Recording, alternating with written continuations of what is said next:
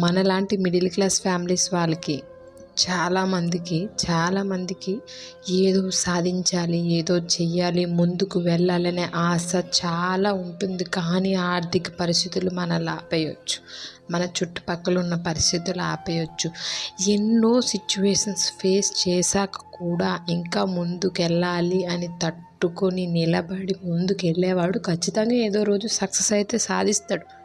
గుర్తుపెట్టుకో, నువ్వేం చేయలేవు అన్న వాళ్ళే నువ్వేదైనా సాధించగలవురా అని చెప్పే రోజు రావాలి.